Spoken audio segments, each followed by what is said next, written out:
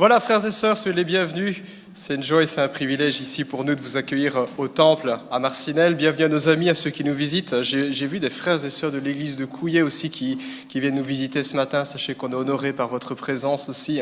Grand plaisir de vous revoir. Bienvenue aussi à nos internautes, vous tous qui assistez à ce culte, en tout cas à distance, en ligne. Et nous voudrions souhaiter tout particulièrement la bienvenue à nos invités, Fabienne et Christian Solberger.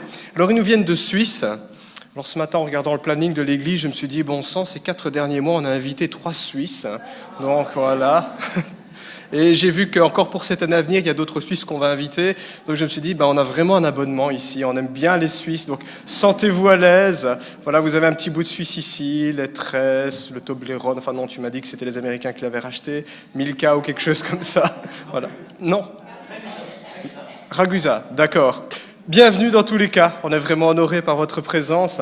Alors, le couple Solberger sont missionnaires, ils travaillent avec la famille, ils travaillent avec la mission Famille de foi. Alors, je ne vais pas en dire plus, je laisserai l'occasion de se présenter, de donner un petit peu plus de mots sur qui ils sont et ce qu'ils font. Soyez les bienvenus, vous êtes ici en tout cas à la maison.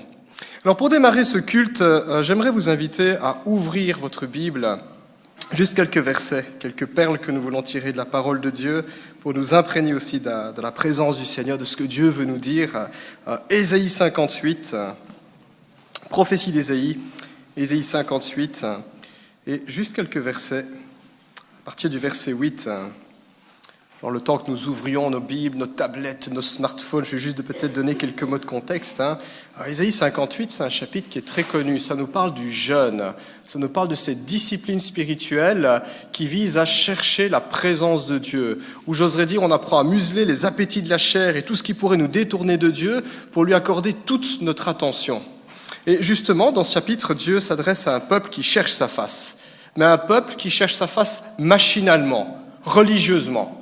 Voilà, des gens qui se disent, voilà, c'est juste une leçon que j'ai apprise et je le fais parce que être croyant, un croyant fait ça. Et quand on découvre cette démarche, on se dit, c'est parfois ce qu'on fait aussi, nous les chrétiens. Parfois, on va dimanche matin au temple ou à la réunion de prière où on fait des choses, mais on ne les fait pas de tout notre cœur, on les fait machinalement parce que c'est les choses que les chrétiens font. Et ça, frères et sœurs, ça ne peut pas marcher avec Dieu. Parce que ce que Dieu demande, c'est un cœur à cœur. Une démarche qui est intentionnelle, qui est sincère. Et c'est cette démarche que Dieu fait envers nous quand il veut se révéler. Il se révèle entièrement, tel qu'il est, sincèrement. Et il nous demande aussi que nous ouvrions notre cœur. Et dans ce chapitre, Dieu nous montre ce que ça fait quand on ouvre ainsi notre cœur, quand on cherche sincèrement sa présence. Il y a des choses qui se passent. On s'ouvre en quelque sorte aussi au surnaturel, à l'action de Dieu dans notre vie.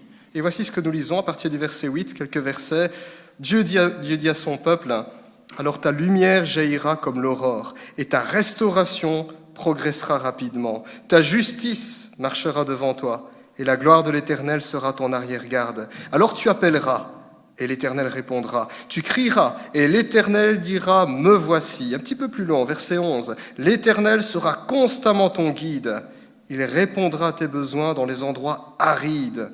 Et il redonnera des forces à tes membres. Tu seras pareil à un jardin bien arrosé, à une source dont l'eau n'arrête jamais de couler.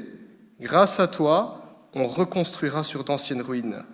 Tu relèveras des fondations vieilles de plusieurs générations. On t'appellera réparateur de brèches, restaurateur de sentiers fréquentés. » Amen.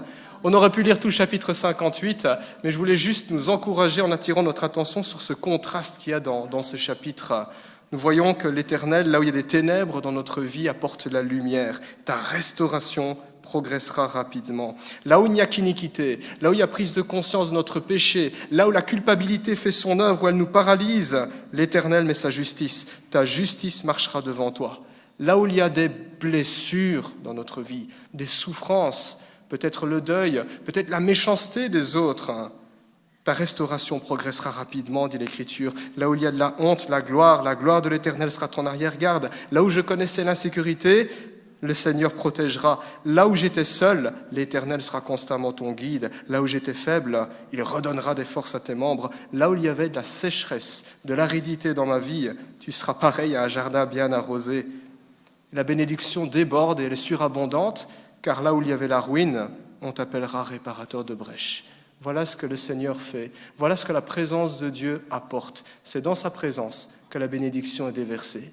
Et chez nous, chrétiens, dimanche après dimanche, nous nous rassemblons, c'est aussi pour marquer un temps d'arrêt par rapport à notre rythme de vie et chercher la face du Seigneur, nous dire c'est lui qui est essentiel, c'est lui la source de notre vie, c'est lui la source de notre espérance, c'est de lui que vient toute bénédiction. Et nous voulons lui dire merci, nous voulons le glorifier et nous voulons encore lui dire que Seigneur, nous t'aimons et nous avons besoin de toi. Amen. Je vous invite ainsi, pour ceux qui le peuvent, qui en ont la santé, qui le souhaitent, à bien vouloir se lever. On va entonner un premier chant. Le premier chant s'intitule « Vase d'argile ». Un chant aussi qui est tout en contraste, qui nous parle de brisement, qui nous parle de restauration.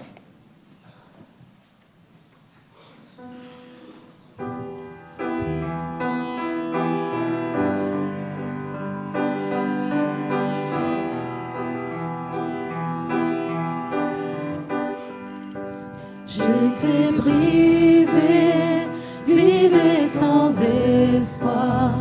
Ta grâce m'a trouvée, m'a restaurée.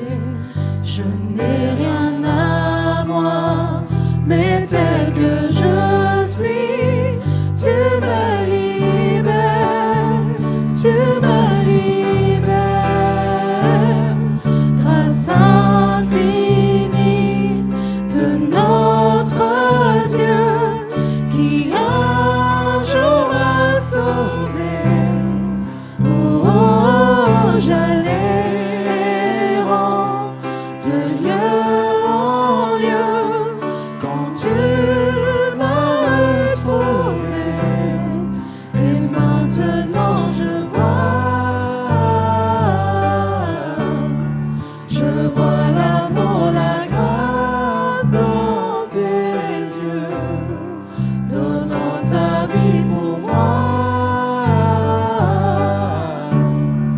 me ramenant de la mort à la vie.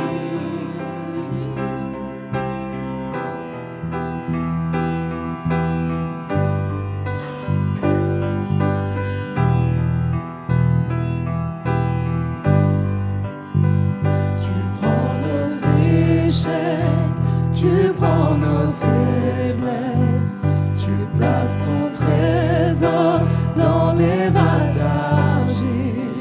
Oh, prends mon cœur, Père, je veux te servir pour que tout soit ta vie en moi.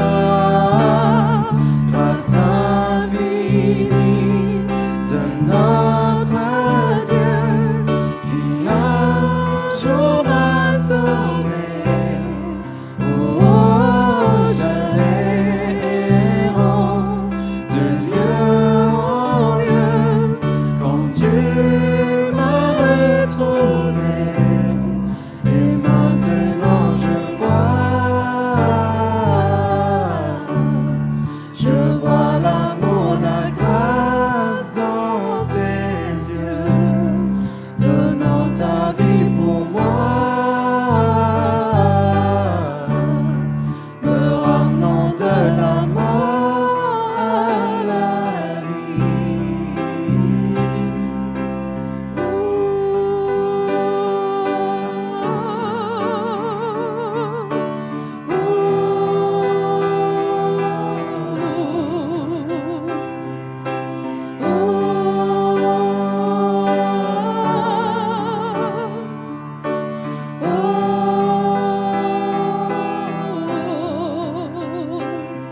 Grâce infinie de notre Dieu qui un jour m'a sauvé. Oh, oh, j'allais errant de lieu en lieu quand tu m'as retrouvé. Et maintenant je vois l'amour, la grâce dans tes yeux, donnant ta vie pour moi, me ramenant de la mort à la vie.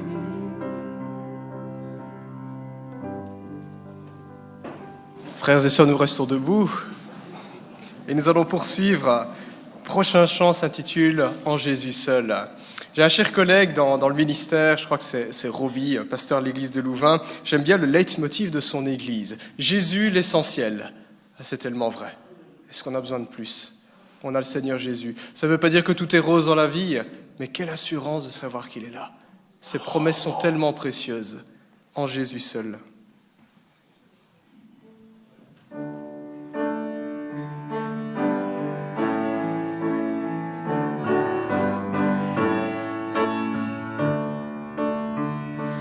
Jésus seul est mon espoir, lui ma lumière, ma force, mon chant, pierre angulaire, solide rempart, même quand l'orage devient violent. Oh quel amour, oh quelle paix, les luttes cessent, la peur se tait. Mon réconfort, mon plus grand bien, dans l'amour du Christ je me tiens.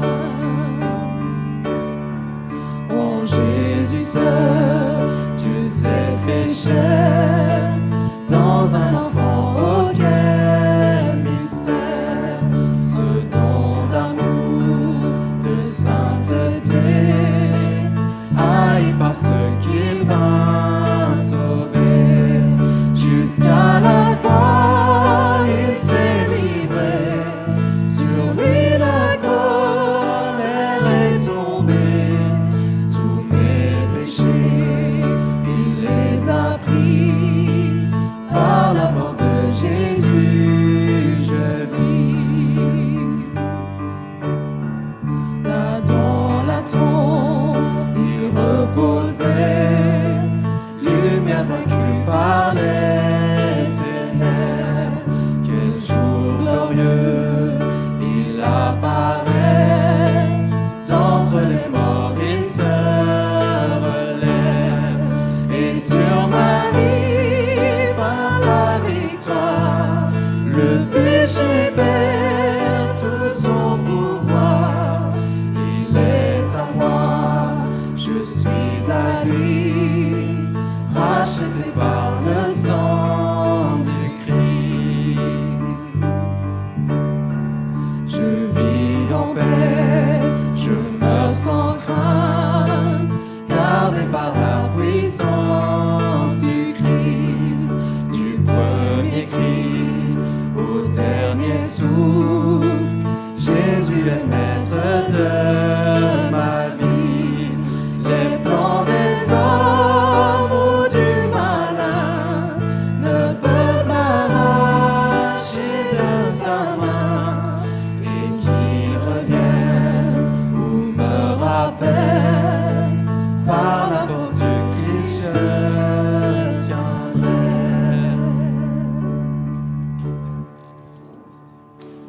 Je vous invite à prendre place, frères et sœurs, et nous voulons prier. Nous voulons parler à Dieu avec ce qu'il met sur notre cœur.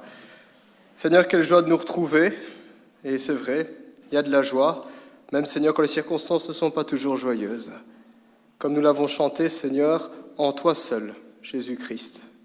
Quel privilège nous avons de te connaître, quel privilège il y a de te savoir à nos côtés, à chaque moment, à chaque instant, à chaque lieu et en toutes circonstances.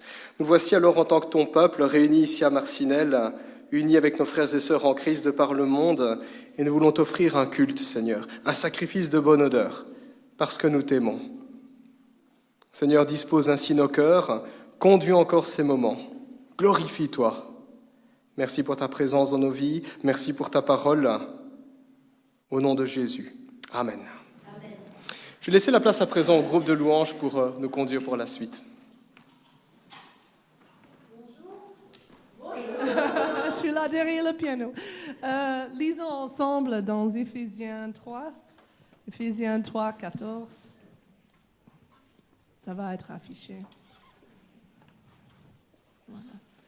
Donc, Éphésiens 3, 14. À cause de cela, je fléchis les genoux devant le Père, de qui toute famille dans les cieux et sur la terre tire son nom. afin qu'il vous donne, selon la richesse de sa gloire, d'être puissamment fortifiés par son esprit dans l'homme intérieur, en sorte que Christ habite dans vos cœurs par la foi, étant enraciné et fondé dans l'amour, que vous puissiez comprendre avec tous les saints quelle que est la largeur, la longueur, la profondeur et la hauteur, et connaître l'amour du Christ, qui surpasse toute connaissance, en sorte que vous soyez remplis jusqu'à toute la plénitude de Dieu.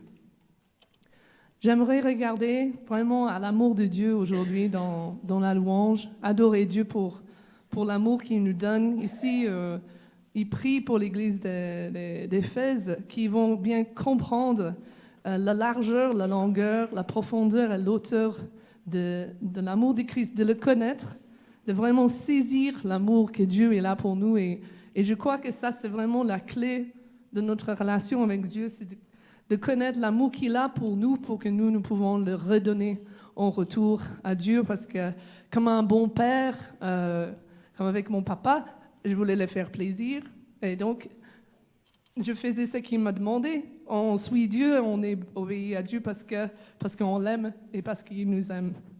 Donc, j'aimerais nous encourager de chanter pour Dieu ce matin par amour, l'amour pour notre papa, notre père, qui est le papa de cette famille que nous sommes et qui mérite tout l'amour que nous pouvons nous donner parce que c'est lui qui nous a aimés en premier. Donc, chantons ensemble. Vous pouvez vous lever, on va chanter l'amour de notre Père.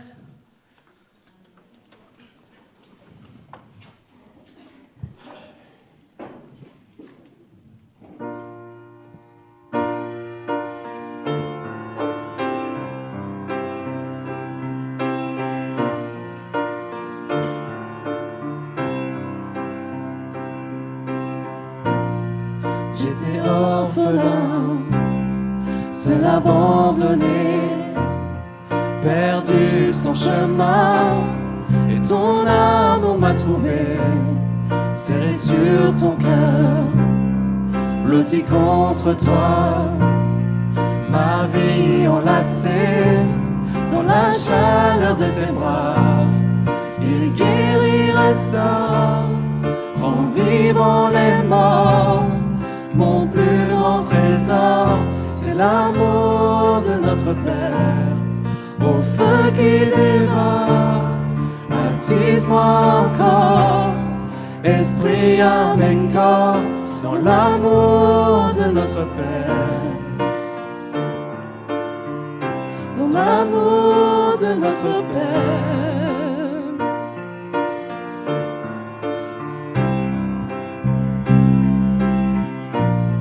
J'étais orphelin, tu m'as adopté, saisi par ta main, tu m'as donné un foyer, de nouveaux vêtements, une bague au doigt, tu transformes les mendiants en enfants du roi des rois.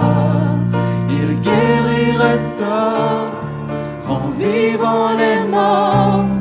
Mon plus grand trésor, c'est l'amour de notre Père. Au feu qui dévore, attise-moi encore, esprit, âme et corps, dans l'amour de notre Père. Ouragan de tendresse, océan de sagesse, joie jusqu'à l'ivresse, c'est l'amour de notre Père. Un lion qui rugit, un torrent qui jaillit, douceur et furie, c'est l'amour de notre Père. Volcan de compassion, tempête d'affliction, confiance et passion, c'est l'amour de notre Père. Le Fils venu sur terre, sa mort les bras ouverts, splendeur et mystère, c'est l'amour de notre Père. C'est l'amour de notre Père.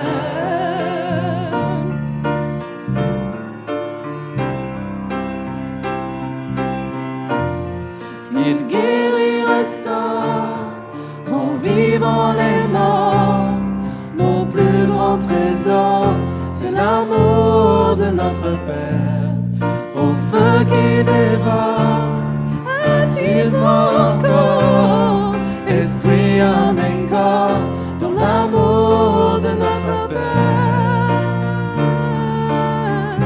Dans l'amour de notre Père.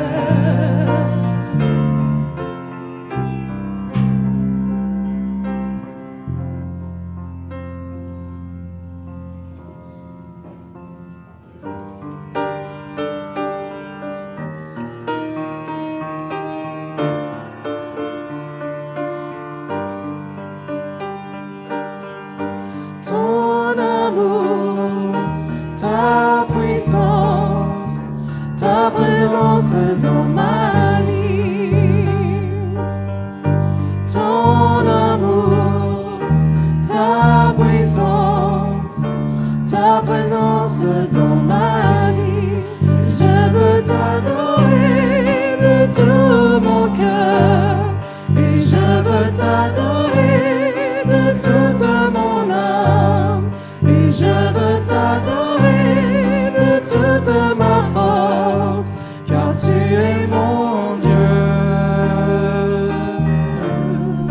Tu es mon Dieu. Ton amour, ta puissance, ta présence dans ma vie. Ton amour, ta puissance, ta présence dans ma vie. Je veux t'adorer de tout mon cœur et je veux t'adorer de toute mon âme et je veux t'adorer de toute ma force car tu es mon Dieu. Tu es mon Dieu. Car tu es mon Dieu. Tu es mon Dieu.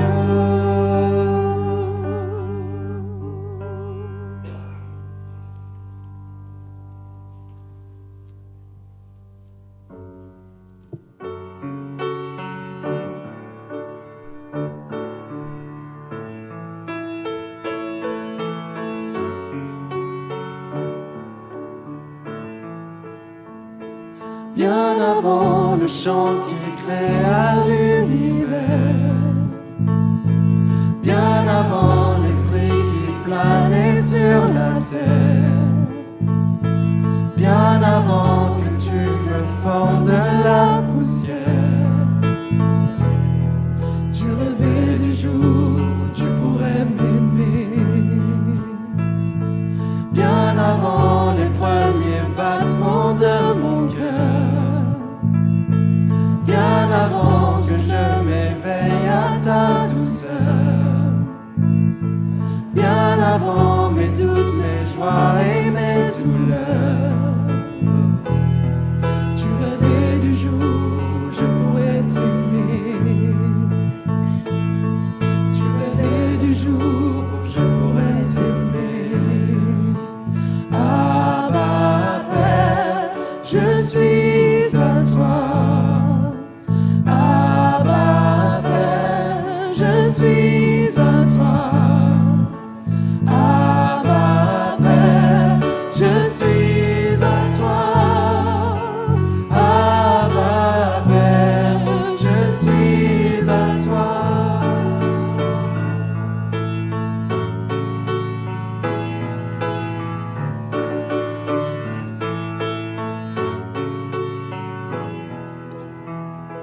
Bien avant que Jésus marche sur la terre, bien avant le Fils qui nous montre le Père, bien avant que les yeux sur moi soient ouverts, tu rêvais du jour où tu pourrais m'aimer. Bien avant que mon péché brise ton cœur, bien avant que coule le sang et la sueur, bien avant les clous, le froid et la douleur,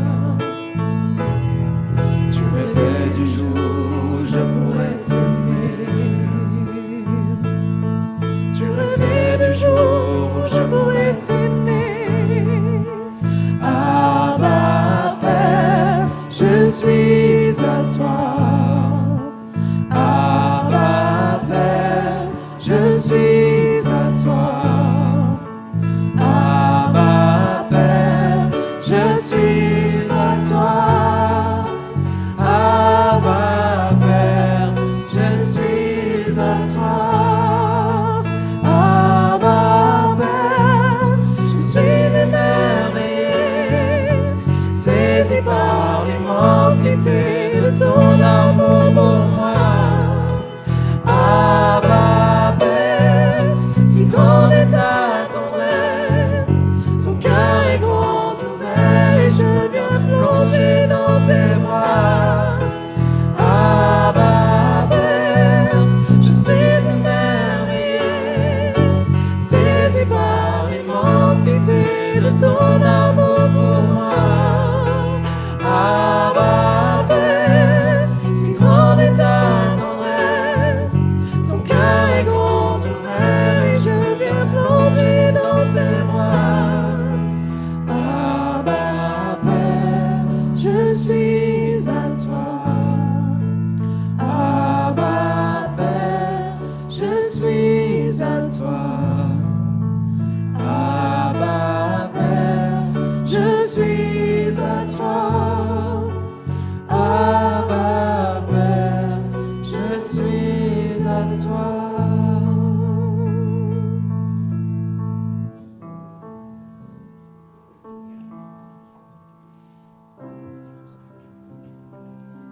Nous allons lire Éphésiens, chapitre 3, versets 20 à 21.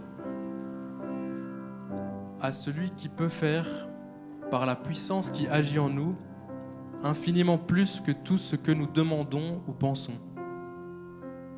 À lui soit la gloire dans l'Église et en Jésus-Christ pour toutes les générations, au siècle des siècles. Amen. Dieu te bénit et te garde, il rayonne sur toi, t'accorde sa grâce, ton Dieu seul tourne vers toi, te donne la paix. Dieu te bénit et te garde, il rayonne sur toi, t'accorde sa grâce, ton Dieu seul tourne vers toi, te donne la paix.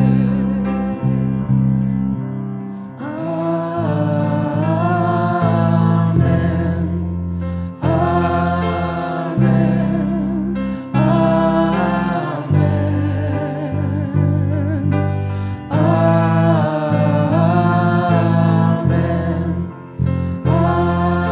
Amen. Amen. Dieu te bénit et te garde, il rayonne sur toi, il t'accorde sa grâce, ton Dieu seul tourne vers toi, te donne la paix. Amen.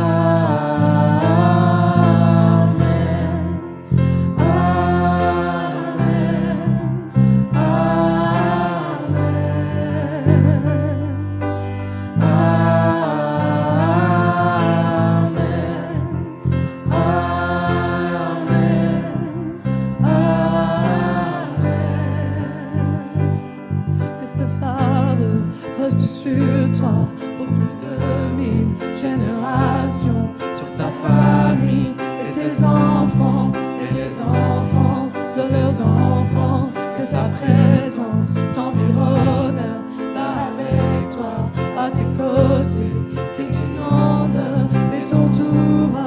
Il est pour toi, il est pour toi. Dès le matin jusqu'au coucher, à chaque pas, veillant sur toi, dans les larmes et dans la joie. Il est pour toi, il est pour toi, il est pour toi, il est pour toi, il est pour toi, il est pour toi, il est pour toi, il est pour toi, il est pour toi, il est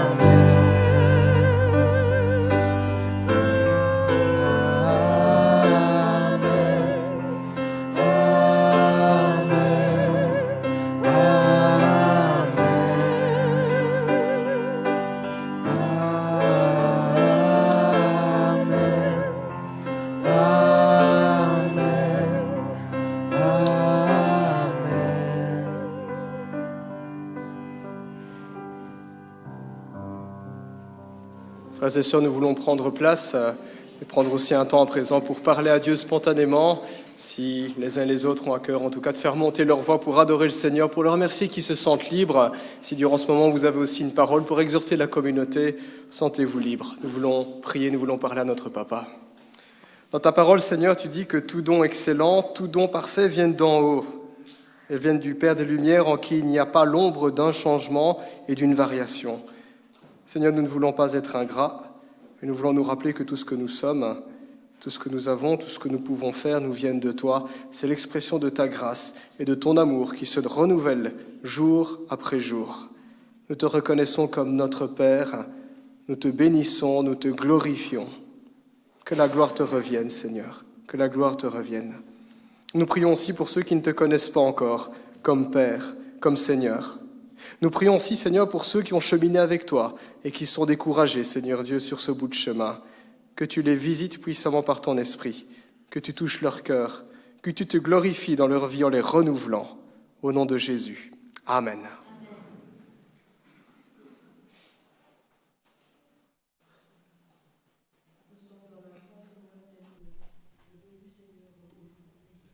Seigneur mon Dieu, je veux te louer, te rendre grâce, te remercier de nous avoir amenés ce matin dans ta maison. Cette liberté que tu nous donnes de venir à ta maison, Seigneur, pour te louer, te rendre grâce, te glorifier. Je veux te dire merci, Seigneur, parce que tu es un Dieu bon, un Dieu qui garde tes enfants. Je suis témoin, Seigneur, parce que tu m'as gardé, Seigneur, dans mon accident. Et je veux te remercier, Seigneur. Je te remercie aussi, Seigneur, pour toutes les personnes qui sont nouvelles chez nous, Seigneur, ou depuis peu qui sont chez nous. Que tu puisses les encourager, les fortifier, Seigneur. Pour ceux et celles qui ont un poids, Seigneur, qui ont des soucis, des problèmes, Seigneur, qu'elles viennent avec le cœur léger, Seigneur. Et que tu prennes tous ces poids, Seigneur. Libère-nous, Seigneur, de tout cela, Seigneur, pendant cet instant, Seigneur, de culte. Que nous puissions te dédier à un culte qui t'honore, Seigneur, qui te glorifie. Merci, Seigneur, pour ton amour, ta bienveillance, ta patience, ta fidélité, ta paix que tu nous donnes, ta joie. Nous te louons, nous te rendons grâce, Seigneur, au Dieu 3 fois saint. Amen. Amen.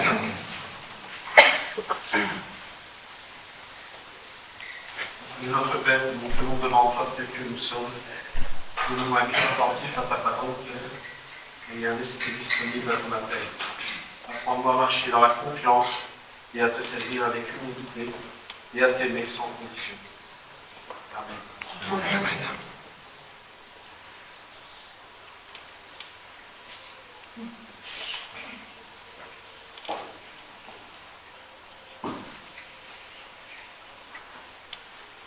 Père Céleste, nous pour parler de la gloire, Seigneur. Seigneur, nous te bénissons. Nous sommes là à toi, Seigneur, de pouvoir dire que tu es notre Père.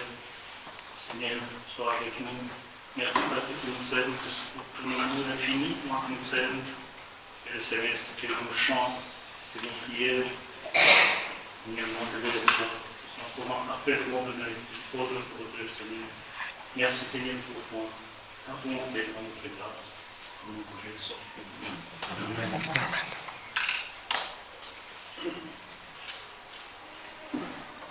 Notre grand Dieu, merci pour l'espérance que tu mets en nous. Merci pour la joie dans l'épreuve. Merci pour ton amour infaillible. Amen.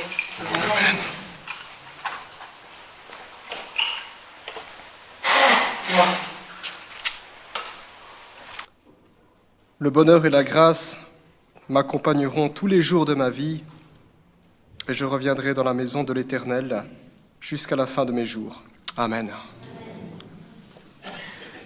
Frères et sœurs, avant de nous mettre à l'écoute de la parole de Dieu, je vous invite encore à poursuivre dans le chant d'adoration. Et le chant suivant s'intitule « Ton nom », le nom de Jésus, le nom par lequel nous sommes sauvés. Je vous inviterai à bien vouloir vous lever.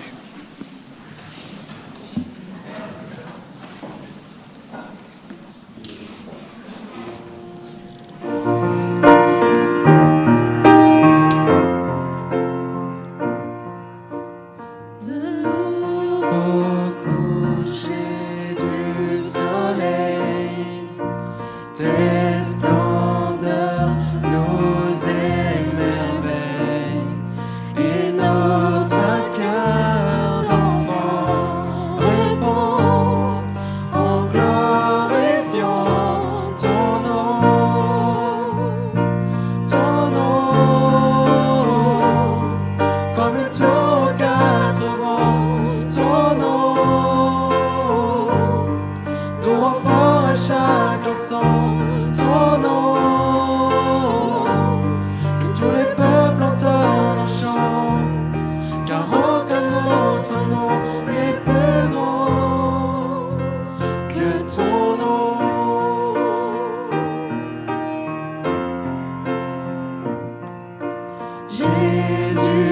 fortifie nos cœurs par ta grâce et ta grandeur, car c'est en toi que nous prions.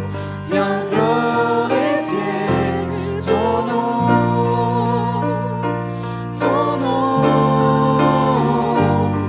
comme une tour aux quatre vents. Ton nom,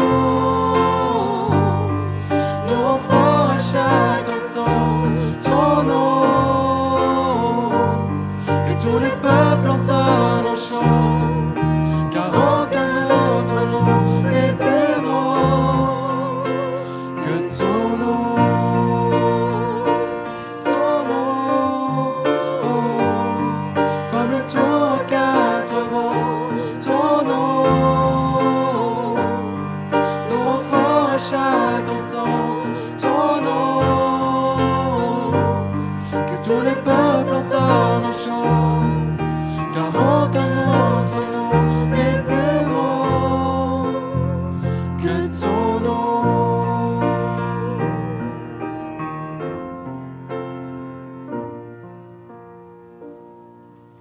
Prenons place, nous voulons prier. Tu es le Dieu 3 fois saint qui te révèle à nous par ta parole, par ton esprit. Et nous sommes privilégiés de pouvoir être à ton écoute ce matin. Alors que nous allons ouvrir ta parole, nous voulons aussi, Seigneur, laisser nos cœurs s'ouvrir. Nous te demandons que tu nous rendes attentifs à ce que tu désires nous dire ce matin, que ta parole se répande dans nos cœurs et qu'elle te glorifie. Que ton esprit remplisse, Seigneur Dieu, tes serviteurs qui nous exhorteront ce matin. Merci de mettre ta main, Seigneur, sur Christian, sur Fabienne, et de disposer nos cœurs, Seigneur, à entendre, à voir et à comprendre pour notre bonheur et pour la gloire de Jésus. Amen.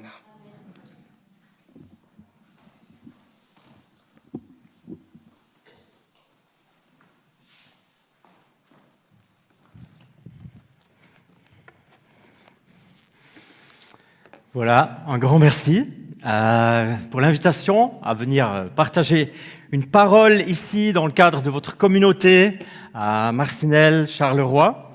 On ne se connaît pas beaucoup, en fait. Peut-être qu'il y en a certains d'entre vous, vous êtes dit, mais qui c'est ces deux-là? On les a jamais vus. Et vous avez tellement raison, parce que c'est la toute première fois que nous sommes en Belgique, en fait, avec mon épouse Fabienne. C'est un grand honneur pour nous. On a entendu qu'il y avait d'autres Suisses qui sont venus ici. Alors, j'espère que c'est une bénédiction. N'ayez pas peur des Suisses, surtout ceux qui aiment Jésus. Normalement, on est pacifique et on s'encourage. On aime encourager les nations. Et puis, vous nous avez invités. Alors, ce matin, on est là. Merci pour l'audace d'inviter des inconnus dans votre communauté. Merci au pasteur Yves et à toute l'équipe de l'Église. Merci à Marc et Pina aussi pour leur accueil. Où est-ce qu'ils sont ? Leur accueil, voilà, 5 étoiles, merci beaucoup. On était là dans le cadre de la conférence de la CIM hier. Et merci aussi à cette équipe de nous avoir fait confiance. On a été encouragés hier à réfléchir à la question de la famille et de l'Église. Comment est-ce qu'on peut collaborer avec les générations et les générations futures? Pour nous, c'est tellement clé de réfléchir à cette question. Quelle est la richesse de l'héritage de la foi chrétienne et quel est l'encouragement à donner aux générations futures? C'est au milieu de notre cœur et nous allons vibrer pour ça. On le fait depuis plusieurs années. Je dis quelques mots concernant qui nous sommes. Donc Christian et Fabienne, on vient d'un petit village dans le Jura bernois qui s'appelle Reconvilliers. C'est dans le triangle entre Berne, Bâle et Zurich. Et c'est le pays de la tête de moine. Est-ce que quelqu'un connaît la tête de moine? Oui, c'est un fromage, voilà, un fromage magnifique dans notre région et qu'on aime beaucoup. Nous sommes parents de 4 enfants adultes, ils sont tous mariés. On a eu 2 mariages en 2017 et 2 mariages en 2025, donc c'est tout frais. Tous les 8 ans, on marie 2 enfants chez nous. Et puis, on a 3 petits-enfants, 2 petits-fils et une petite fille qu'on aime beaucoup. Et nous, notre jour, c'est le jeudi après-midi. Le jeudi après-midi, c'est les grands-parents qui sont en charge de bénir la prochaine génération. Et on aime beaucoup faire ça, on fait la fête. Encore cette semaine, on a fait du badminton avec nos 2 petits-fils et on est complètement fans d'eux. Et ça nous donne aussi le regard sur la prochaine génération, toujours. Comment est-ce qu'ils vont vivre la foi? Comment est-ce qu'ils vont faire face aux défis qui sont les leurs, qui ne sont pas les nôtres en tant que grands-parents? Ça nous permet de rester connectés à la vraie vie de ce qui vient. On a été pasteur d'une église locale pendant 25 ans, l'église ménonite, peut-être que vous connaissez des ménonites en Belgique, je ne sais pas, les anabaptistes. On est issus de la réforme radicale. Et puis pendant 25 ans, jusqu'en l'année 2022, eh bien, on a pris soin d'une église de manière pastorale, une église qui a beaucoup grandi. On a dû déménager et puis on a acheté un arsenal militaire qu'on a transformé en un centre de vie. Ce que vous voyez là, le bâtiment, c'est un arsenal militaire de 15 000 mètres cubes. Et on a pris une partie des locaux pour en faire un centre de vie. On a, avec mon épouse, reçu un appel il y a 3 ans de nous mettre à disposition du corps de Christ de manière plus large. On a formé les pasteurs qui ont continué à l'église. On a fait 6 mois de pause. Et puis, depuis le 1er janvier 2023, eh bien, on est à disposition du corps de Christ de manière plus large, dans d'autres facettes, avec un ministère multifacette. On est des missionnaires, là où Dieu nous appelle, eh bien, nous allons et nous servons de tout notre cœur. Et ce week-end, on est ici, avec beaucoup de conviction, beaucoup de joie. Je travaille dans un ministère qui s'appelle le 4e mousquetaire pour encourager des hommes. Les hommes, aujourd'hui, ils ont besoin d'être encouragés. On est un peu perdus, parfois dans notre identité. Alors je prends des hommes, entre 80 et 100 hommes, et on part 3 jours à la montagne, sans montre, pour des Suisses, sans montre, et sans téléphone portable. Et pendant 3 jours, on réfléchit, qu'est-ce que Dieu dit à l'homme aujourd'hui? Quel est l'appel de l'homme aujourd'hui? Bien, on va se connecter au cœur du Père pour comprendre qu'est-ce qu'il dit dans nos vies. Et on essaie de travailler. Le mousquetaire, c'est une allusion aux 4 mousquetaires, 3 mousquetaires, parce qu'ils sont au service du roi. Fabienne, elle a un institut de coaching familial. On aime nous impliquer dans les familles pour qu'on puisse comme rétablir des relations. C'est le Seigneur qui fait. C'est une formation qui n'est pas chrétienne, donc on accueille des familles aussi pas croyantes qui ont à cœur de vivre autrement. Est-ce qu'il y a des besoins dans les familles en Belgique? J'imagine que oui. En tout cas, en Suisse, c'est le cas. On a beaucoup de besoins dans nos familles. Et puis, dans ce sens, on essaye de répondre aux besoins. On est encore impliqué à Jérusalem, en Israël. Ça fait plusieurs années que le Seigneur nous envoie là-bas pour nous impliquer pour des familles chrétiennes, messianiques ou des familles arabes. Et on fait un travail de réconciliation entre les familles qui aiment Jésus et qui disent « Nous, on va faire des week-ends ensemble, des Juifs et des Arabes ». Alors aujourd'hui, c'est devenu plus complexe. Vous avez sûrement entendu dans les médias qu'il se passe des choses compliquées là-bas. Eh bien, on essaie de poser un signe au nom de Jésus en disant on va continuer de travailler ensemble. Et puis, on a encore une autre tâche. Le 7 octobre, nous étions là-bas aussi quand il y a eu les terribles attaques. Et on a pu s'impliquer auprès de femmes traumatisées d'une ville qui s'appelle Sderot, qui est près de Gaza. Elles se sont réfugiées là où nous étions et on a pu prier pour elles. Et on continue en fait ce travail de restauration post-traumatique pour des personnes. On le fait en Israël et en Suisse.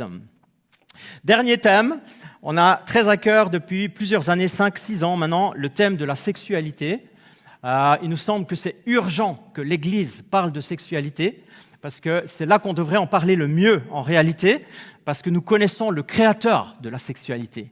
Et on réalise dans notre parcours, dans notre ministère, que beaucoup de familles, beaucoup d'églises ont un souci de parler de ce thème.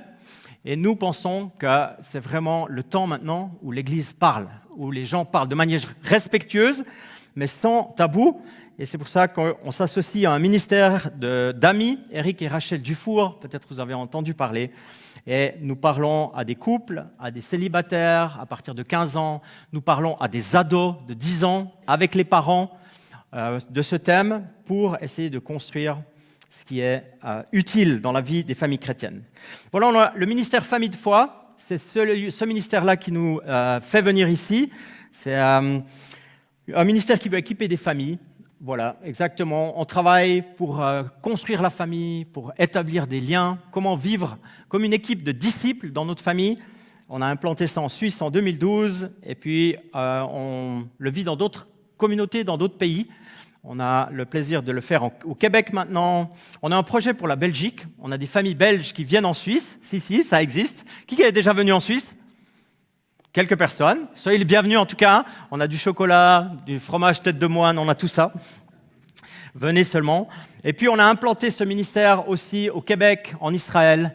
On a l'année passée fait la première fois un camp en Chine, dans l'église souterraine, des familles qui ont soif de dire « je veux vivre avec Dieu », pas seulement le dimanche à l'église, mais aussi la semaine. Qu'est-ce que ça veut dire ça? De vivre avec Dieu le lundi, le mardi, dans ma famille.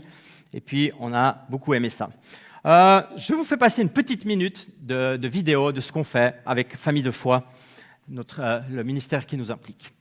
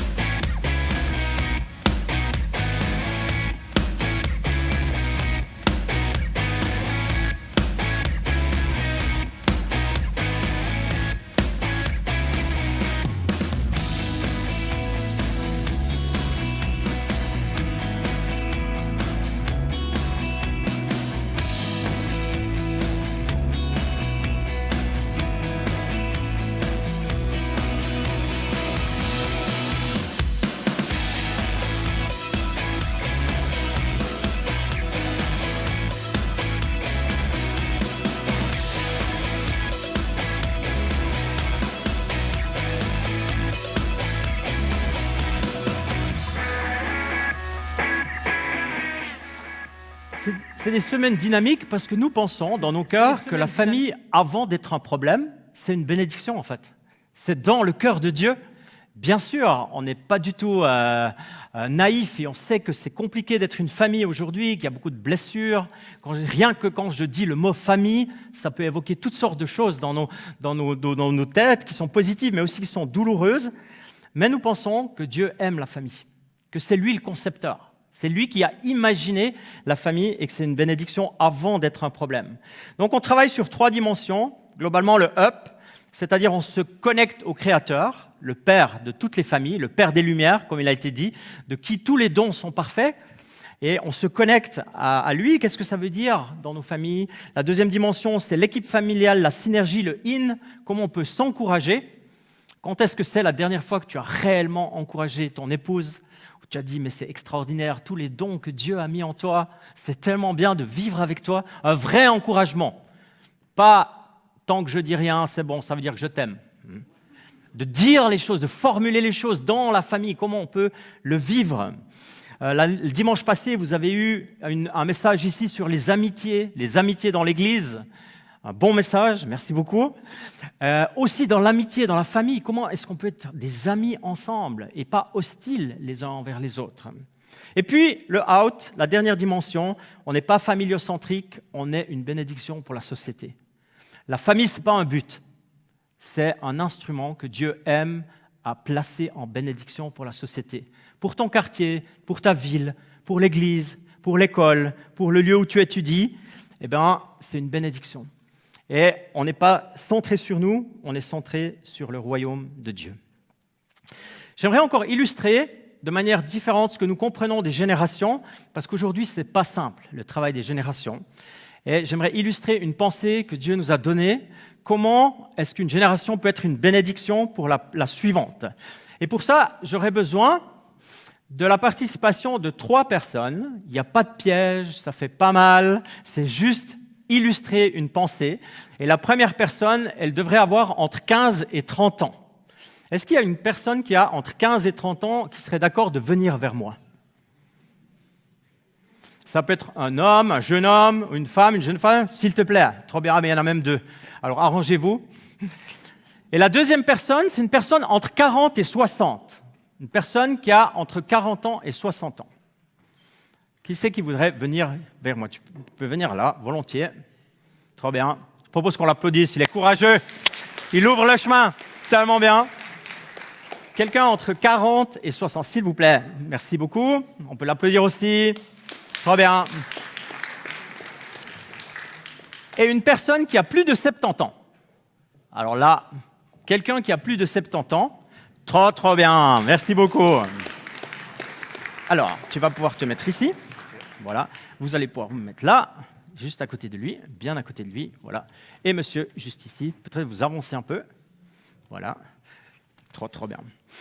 Voilà, nous avons ici 3 générations, d'accord? Et si vous êtes OK, on va changer votre nom l'espace de 5 minutes, OK? Monsieur, je ne connais pas votre prénom, mais pour les 5 minutes qui viennent, vous êtes Abraham. Ça va? D'accord. Et puis, madame, je ne connais pas votre nom, mais pour les 5 minutes que vous êtes Isaac, mais au féminin. D'accord? Et le jeune homme, tu vas être Jacob. OK? Donc, on a Abraham, Isaac et Jacob. OK? Dieu aime les générations, il voit les générations, il se tourne vers Abraham, puis il dit, Abraham, tu es le père de la foi. J'ai vu ton courage, ton audace. J'aimerais te bénir beaucoup. Alors, Abraham, je te donne ma bénédiction. Et Abraham se réjouit beaucoup, il reçoit cette bénédiction, il se dit, c'est bien, je suis un enfant de Dieu, je suis le père des croyants. Mais Abraham, il a compris le dernier verset du Premier Testament. Le dernier verset du Premier Testament, c'est une promesse, peut-être que vous la connaissez. Et c'est avant les 400 ans de silence, quand le Nouveau Testament arrive, c'est le cœur des pères se tourneront vers les enfants ou des fils, et le cœur des fils se tourneront vers leur père. Abraham, il a capté ça, il se tourne vers le cœur des enfants et il dit à la prochaine génération, Isaac, mais moi je te bénis dans ton appel, dans qui tu es, dans ta génération. Et il lui donne la bénédiction du père à l'enfant. Okay? Dieu voit ça et dit, Abraham, il est extraordinaire. Non seulement il a reçu la bénédiction, mais il a tourné son cœur vers la prochaine. Donc, il lui donne la bénédiction. Abraham, sois béni, tu es un fils né dans mon cœur et tu es béni. Et Dieu voit Isaac. Isaac, il est courageux, il se bat avec l'Éternel, il veut aller de l'avant, il est engagé et Dieu donne la bénédiction à Isaac. D'accord? Il dit Isaac au féminin, je te bénis, tu es une porteuse de vie, Dieu t'aime, tu es une fille du Très-Haut. Et Isaac, elle a compris le même verset. Elle se dit, je dois bénir la prochaine génération. Elle se tourne vers Jacob et lui dit, Jacob, sois béni dans ton appel, sois béni dans ta mission. Je ne vais pas pouvoir la faire à ta place. C'est toi qui l'as fait. Et elle bénit Jacob. Dieu, il se dit, c'est extraordinaire. Isaac, il a capté, il a downloadé aussi. Isaac, je te bénis, vraiment. Reçois la bénédiction. Dieu, il voit Jacob. Il dit, Jacob, tu as des fils, tu multiplies, tu vis les choses. Je te bénis, Jacob. Vraiment, sois béni. C'est une bénédiction qui pèse, ok? Est-ce que quelqu'un voit ce qui se passe là-devant? Alléluia. Tellement bien. Maintenant, j'ai une mauvaise nouvelle. C'est que Dieu, il a un ennemi. Quelqu'un qui n'aime pas la bénédiction, quelqu'un qui n'aime pas les générations, quelqu'un qui n'aime pas la famille. Et il se met entre Abraham et Dieu. C'est l'ennemi de Dieu.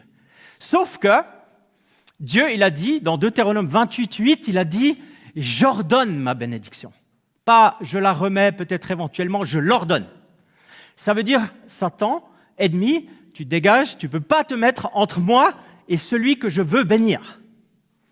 L'ennemi, il est obligé de dégager. Alors, il a une autre stratégie. Où est-ce qu'il va se mettre? Où est-ce qu'il va se mettre, l'ennemi? Il va se mettre là.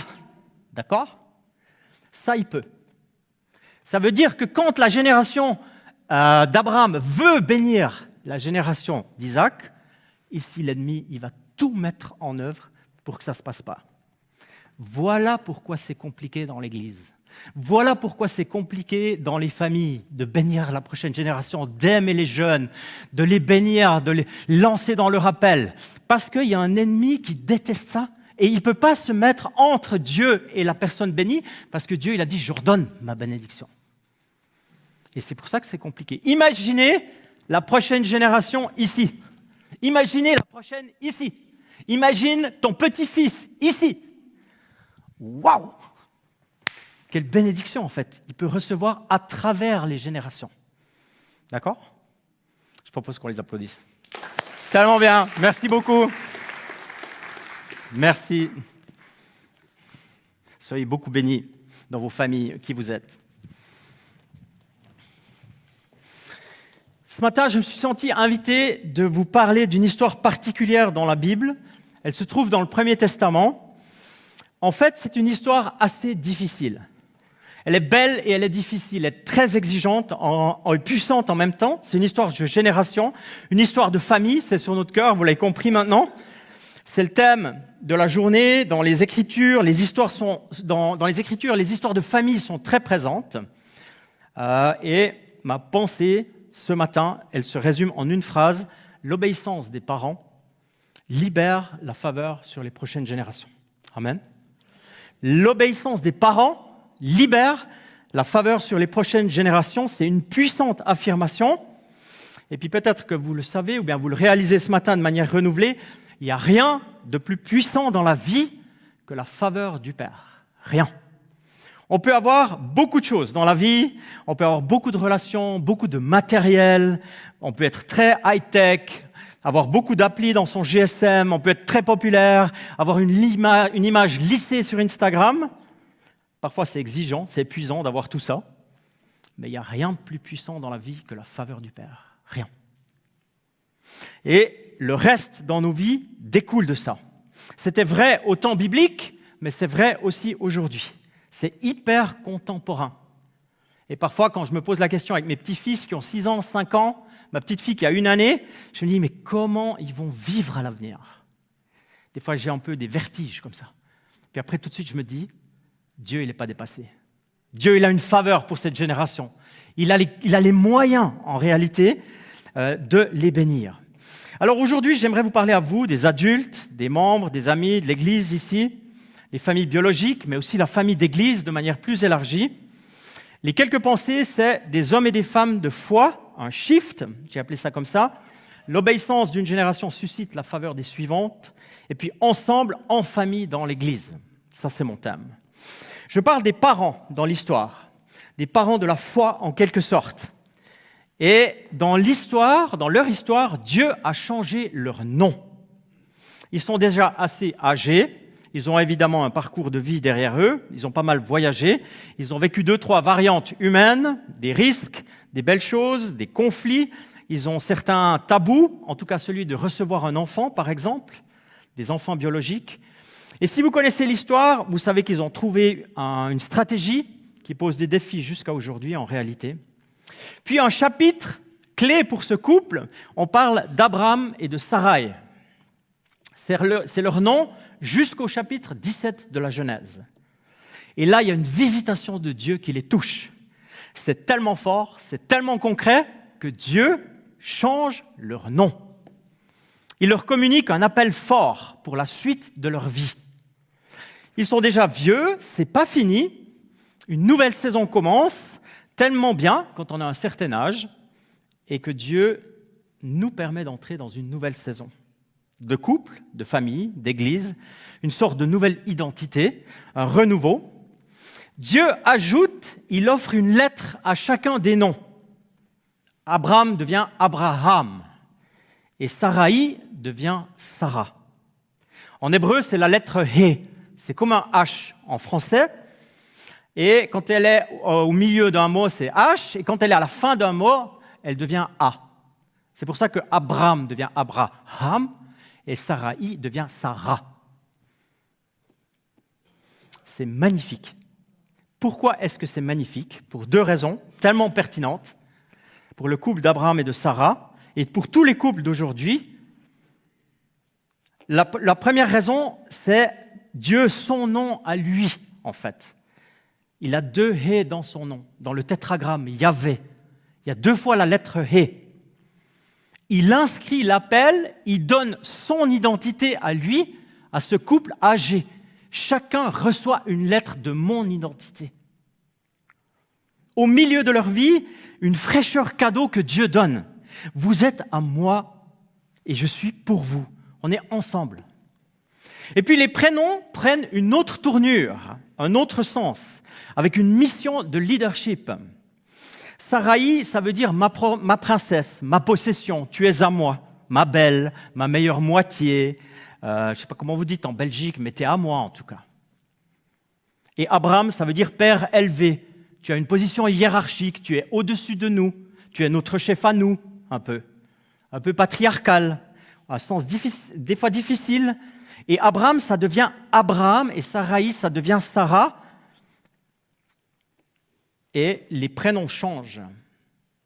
Ça veut dire que avant tu étais à l'honneur, Abraham, désormais tu t'appelles Abraham, père d'une multitude. Et puis Sarah, ça veut dire mère des nations, mère d'une multitude aussi. Est-ce que vous voyez la différence? C'est orienté vers les prochaines générations. Ça veut dire Dieu met son nom dans le nom de ce vieux couple, je me permets, pour dire avec mon identité, vous allez avoir une position de leadership pour la suite. Et d'ailleurs, je vais même vous donner un enfant biologique en fait. Mais ça veut dire vous devenez des parents dans la foi. C'est magnifique. C'est pour ça qu'on dit que Abraham, c'est le père de la foi. Alors, en tant que grand-père, je vis avec une grand-maman, c'est tellement bien, dynamique, elle est très dynamique. Eh bien, on aime se dire que Dieu, il n'a pas terminé avec nous, en fait. Parce que s'il nous visite, s'il nous donne son identité, eh bien, on devient des parents spirituels, on devient des sources d'inspiration pour les prochaines générations, en fait. Ça veut dire qu'il n'y a pas de retraite, il n'y a pas de pension, comme vous dites ici. Pour des chrétiens, on continue d'être une source d'inspiration, en fait, pour les prochaines générations. Et c'est magnifique, c'est un cadeau que Dieu nous donne, parce il ajoute une lettre. Il ajoute une partie de son identité dans mon identité. Alors moi, j'ai une question à vous poser ce matin. Est-ce que Dieu ajoute une lettre dans votre nom? Est-ce que Dieu donne son identité dans la saison de vie qui est la tienne aujourd'hui? Est-ce que tu as un cœur pour les prochaines générations? Est-ce que tu peux être un père ou une mère dans la foi? Les jeunes, quand ils te regardent, ça les inspire? Ça leur donne envie de croire? Je me pose la question et je vous pose la question. Parce que c'est déterminant en fait. Ce n'est pas un détail. Ça veut dire que Dieu, il aime ça. Il aime des hommes de foi, des femmes de foi pour les prochaines générations. Quand les enfants viennent à l'église ici, les jeunes, est-ce qu'ils ont entendu votre foi? Est-ce qu'ils connaissent les miracles que Dieu a faits dans votre vie? Est-ce qu'ils se réjouissent de votre persévérance? Parfois, la dynamique intergénérationnelle dans l'église, elle n'est pas toute simple. Avec Fabienne, je redis, nous avons été pasteurs pendant 25 ans d'une église locale. Et j'aimais beaucoup les aînés. Je visitais les aînés beaucoup. Et je parlais beaucoup avec eux. Et ils étaient contents, persévérants. Mais des fois, ils disaient à l'église, un peu avec ces jeunes, tout ça, on ne parle pas la même langue, les chants et tout ça, c'est dur. Puis moi, je leur disais, bien sûr que c'est dur, parce que c'est une nouvelle culture. Mais vous, ça fait 60 ans que vous êtes disciples de Jésus. Les racines que vous avez dans le sol sont profondes. Vous avez une foi solide, non? Ah oui. Ça fait longtemps qu'on aime Jésus et qu'on sert Jésus. Ben ça, c'est bien, ça. Eh bien, il y a deux souffrances, en fait. Vous allez choisir entre deux souffrances. La première, c'est qu'on reste dans le style de tout ce que vous avez connu tout le long de votre vie, mais les jeunes ne se sentent plus concernés à l'église. Parce que c'est plus leur vie, c'est pas comme ça aujourd'hui. Ou alors, vous avez une souffrance parce que la batterie, elle est parfois un peu lourde, parce que vous ne connaissez pas le chant, et puis que c'est un peu bizarre. Mais vous avez les prochaines générations dans l'église. Quelle est la souffrance que vous choisissez? On veut des jeunes. Alors ce dimanche, si la batterie elle est un peu lourde, eh ben bénissez le batteur dans votre prière, même si ce n'est pas quelque chose qui vous concerne, parce que ce n'est pas votre chant. Et puis, bénissez les jeunes, accueillez-les. Je disais ça aux aînés de l'église où je travaillais. Et je les rencontrais, je leur parlais. Et ils ont compris. Et ils ont compris pas à cause de moi, mais parce que le Saint-Esprit a travaillé en eux. Et les familles ont joint l'église. On avait 140 enfants par dimanche. Il faut gérer la bénédiction. On a dû déménager parce que l'église était trop petite. On a acheté l'arsenal militaire Parce que les enfants ont dit, ça c'est mon église. Je sens qu'on m'aime ici. Même les vieux, ils m'aiment. Waouh, c'est ça qu'on veut. Amen. C'est ça qu'on a besoin en fait. Parce que nous, les défis dans nos vies, ils sont passés en fait. On va bientôt, pas encore tout à fait, on verra quand, mais on va bientôt rejoindre la maison céleste. Mais les jeunes, ils ont besoin d'un équipement pour vivre avec Dieu. Parce qu'ils auront 15 ans, 20 ans, 25 ans, 30 ans, 40 ans. Ils ont besoin d'être équipés. Moi, je suis équipé, moi. Moi, j'ai des racines solides dans la foi. Et j'ai déjà traversé 2-3 trucs dans ma vie. Mais les jeunes, ils ont besoin d'être aimés, équipés. Alors, l'histoire de ma famille ici, elle continue entre les générations. Et j'ai dit que c'était une histoire douloureuse et miraculeuse en même temps. Père et fils, c'est l'histoire de Genèse 22. Si je vous dis Genèse 22, peut-être que ça allume quelque chose dans vos vies, dans vos cœurs. Genèse 22, c'est l'histoire terrible où Dieu met Abraham à l'épreuve. Il est dit qu'il se lève de bon matin, il est dans une obéissance incroyable. En fait, on va lire le texte. Genèse 22, si vous avez une Bible, ouvrez-la. Sinon, vous pouvez suivre à l'écran. C'est à partir du verset 1. Après cela, Dieu mit Abraham à l'épreuve. C'est à la fin de sa vie. Il lui dit, « Abraham !» Celui-ci répondit, « Me voici. » Dieu dit, « Prends ton fils unique, celui que tu aimes, Isaac, va-t'en au pays de Morija et offre-le en holocauste sur l'une des montagnes que je t'indiquerai. » Abraham se leva de bon matin, sella son âne et prit avec lui 2 serviteurs et son fils Isaac. Il fendit du bois pour l'holocauste, partit pour aller à l'endroit que Dieu lui avait indiqué. Le 3e jour, Abraham leva les yeux, il vit l'endroit au loin. Il dit à ses serviteurs, « Restez ici avec l'âne. Le jeune homme et moi, nous irons jusque là-bas pour adorer, puis nous reviendrons vers vous. » Abraham prit le bois pour l'holocauste, le chargea sur son fils Isaac, porta lui-même le feu et le couteau. Ils marchèrent tous les deux ensemble. Alors Isaac s'adressa à son père, Abraham, en disant, première fois qu'il prend la parole, Isaac, « Mon père !» Il répondit, « Me voici, mon fils. » Isaac reprit, « Voici le feu et le bois, mais où se trouve l'agneau pour l'holocauste ?» Abraham répondit, « Mon fils, Dieu pourvoira lui-même à l'agneau pour l'holocauste. » Et ils continuèrent à marcher tous les deux ensemble. Lorsqu'ils furent arrivés à l'endroit que Dieu lui avait indiqué, Abraham y construisit l'autel, il rangea le bois, il attacha son fils Isaac et le mit sur l'autel par-dessus le bois. Puis Abraham tendit la main et prit le couteau pour égorger son fils. Alors l'ange de l'Éternel l'appela depuis le ciel et dit, « Abraham, Abraham !» Il répondit, « Me voici. » L'ange dit, « Ne porte pas la main sur l'enfant et ne lui fais rien, car je sais maintenant que tu crains Dieu et que tu n'as pas refusé ton fils unique. » Abraham leva les yeux et vit derrière lui un bélier retenu par les cornes dans un buisson. Il alla prendre le bélier et l'offrit en holocauste à la place de son fils. Abraham donna à cet endroit le nom de Yahvé-Jiré. C'est pourquoi l'on dit aujourd'hui à la montagne de l'Éternel, il sera pourvu. L'ange de l'Éternel appela une 2e fois Abraham depuis le ciel. Attention, il dit, « Je le jure par moi-même, déclaration de l'Éternel, parce que tu as fait cela et que tu n'as pas refusé ton fils unique, je te bénirai et je multiplierai ta descendance. Elle sera aussi nombreuse que les étoiles du ciel, pareille au sable qui est au bord de la mer. De plus, ta descendance possédera les villes de ses ennemis. Toutes les nations de la terre seront bénies en ta descendance parce que tu m'as obéi. » Abraham retourna vers ses serviteurs. Ils se levèrent et repartirent ensemble vers Beersheba. En effet, Abraham habitait à Beersheba. Histoire douloureuse et miraculeuse en même temps. 2 accents ce matin. Abraham, le père, se lève de bon matin. Je crois ici, vous dites, il est à bloc, non? Vous ne dites pas ça? Il est au taquet? Au taquet. Abraham, il est au taquet, il dit, ready to go. Il n'a pas dit, Seigneur, est-ce que tu es sûr? Il n'a pas dit non plus, tu sais Seigneur, toi et moi, on a déjà traversé 2-3 trucs dans ma vie, est-ce que je dois vraiment faire ça? Il n'a pas non plus dit, Seigneur, est-ce que c'est raisonnable?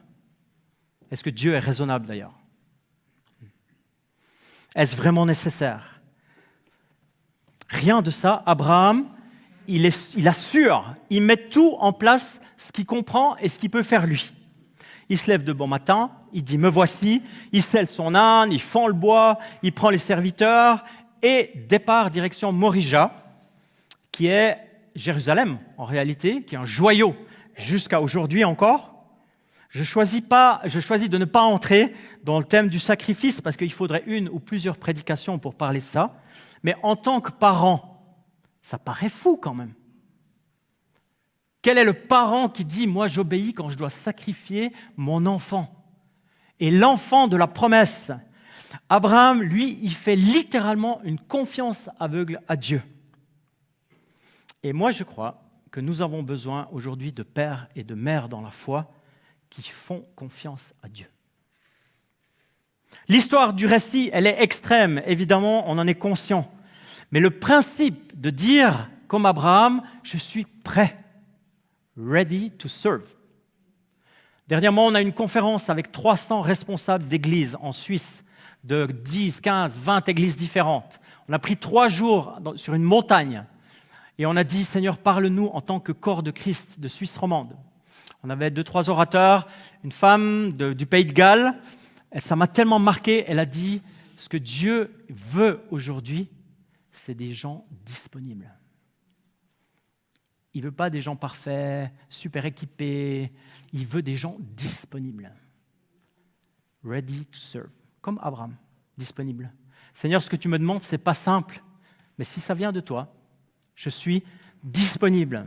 Et puis dans l'Église, dans nos familles, dans le rôle de parents que nous avons aujourd'hui, on a besoin de la foi. On a besoin de vivre avec Dieu pour pouvoir faire ça. Ça doit être visible, audible. Et puis parfois la famille chrétienne ou la foi chrétienne, vivre avec Dieu, ça paraît fou aujourd'hui. Dire que la famille, par exemple, c'est notre ministère, c'est le cœur de notre ministère, dire que la famille, elle est constituée d'un papa et d'une maman et d'enfants biologiques qu'ils ont conçus ensemble. C'est anachronique aujourd'hui de dire ça. C'est un peu du Moyen-Âge. Moi, je pense que c'est prophétique. Parce que Dieu vient. Et c'est ça son plan, c'est ça son idée. À la base, c'est le plan A. Après, il y a de manière pastorale beaucoup de choses qui peuvent être différentes. Vivre l'Église de manière saine, sans abus, pas d'abus dans les relations, pas d'abus de pouvoir, c'est miraculeux. J'ai entendu beaucoup de choses à travers mes 20-25 ans qui se passent dans les églises. Ou de vivre une vie d'église qui est joyeuse, dynamique, où les générations ensemble aiment être ensemble. Ça paraît fou dans le monde aujourd'hui. Tellement la société cloisonne les générations. Déjà les tout petits, tu les mets vers des spécialistes. Les vieux, tu les mets vers des spécialistes. Les adultes ne se parlent pas. Ils sont cloisonnés. Dans l'église, d'avoir toutes les générations qui se réjouissent, c'est un autre temps, c'est une autre époque. Et pourtant, on en a tellement besoin, des gens, des adultes, des parents qui sont prêts à se lever tôt, des hommes et des femmes qui écoutent l'esprit et qui disent « je suis disponible, je veux être un homme de foi, je veux être une femme de foi ». Et ça a une bénédiction sur la prochaine génération. J'aimerais donner brièvement la parole à mon épouse qui aimerait partager un témoignage. Comment des parents ont vécu la bénédiction sur les prochaines générations en obéissant, en étant fidèles. Ça va ce micro? La technique, c'est bon? J'aimerais vous partager le témoignage d'une famille. Ça pourrait être la vôtre, ça pourrait être n'importe quelle famille.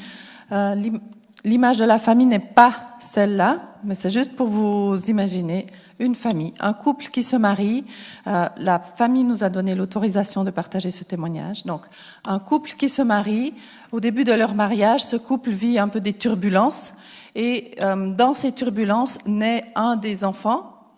Et puis, cet enfant est impacté par les troubles qu'il y a dans le couple. Donc, cet enfant grandit dans les toutes premières années avec peu d'amour de la part de son père et beaucoup de peur de la part de sa maman. Et à l'adolescence, tous ces graines ou ces mauvaises herbes qui ont été semées ont des répercussions en fait dans son identité et bien sûr dans sa relation aussi avec ses parents. Et cet enfant vit des turbulences dans sa propre vie au niveau identitaire, au niveau relationnel. Elle recherche de l'amour auprès des garçons et se trouve prise au piège dans une relation amoureuse et dans laquelle cette jeune fille est piégée en fait et ne peut pas s'épanouir. C'est 7 ans en fait où cette jeune fille ne parlera pas ou très très très peu à ses parents, où elle ne retournera pas à la maison parce qu'elle est blessée et qu'elle n'arrive pas à être en sécurité dans la maison. Entre-temps, bien sûr, la maman a été transformée, le papa a été touché aussi, demande pardon, mais malgré ça, la jeune fille continue d'être à distance des parents. Que font les parents ? Les parents sont en pleurs. C'est difficile pour des parents de voir un enfant s'éloigner et de subir en fait des conséquences de leur propre vécu. Ils se mettent à genoux, ils pleurent et ils prient. Ils prient. Un jour, la maman parle à Dieu et Dieu lui dit clairement, elle s'appelle Martine, et lui dit « Martine, tu aimes ta fille plus que moi pour que ton humeur et tes émotions soient impactées par ses décisions? La joie du Seigneur est ma force. » Martine est interpellée pleinement par ce vécu-là et réalise combien les choix de sa vie ont influencé son émotion. Alors que Dieu est la force et la ressource dans toute chose. Et à ce moment-là, elle est d'accord de donner sa fille à Dieu.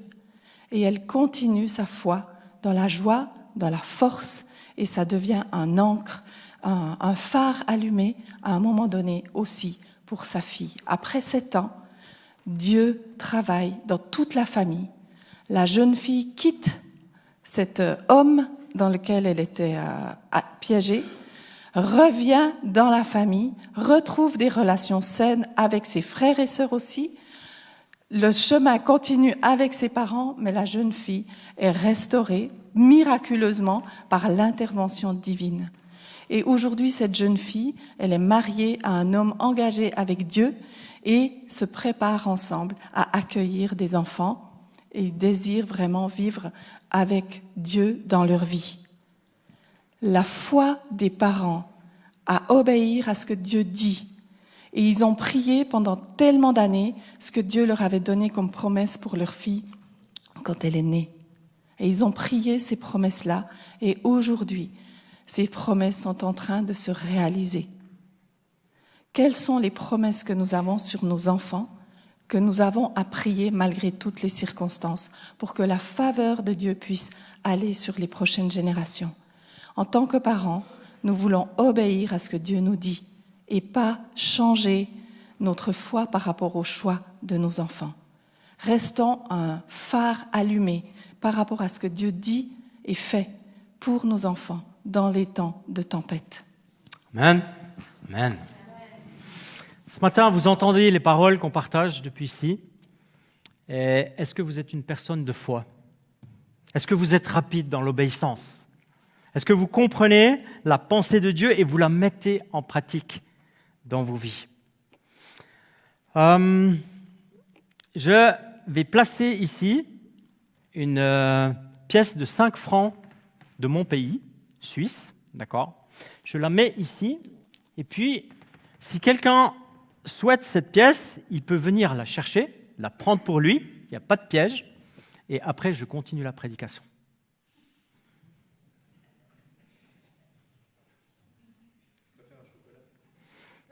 C'est une pièce de 5 francs. Je ne sais pas ce que ça vaut ici, dans un café, comment ça s'appelle, chez Dany.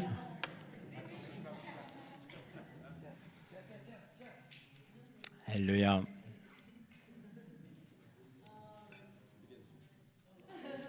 Je propose qu'on applaudisse l'audace. Alléluia. On peut afficher la pièce de 5 francs à l'écran.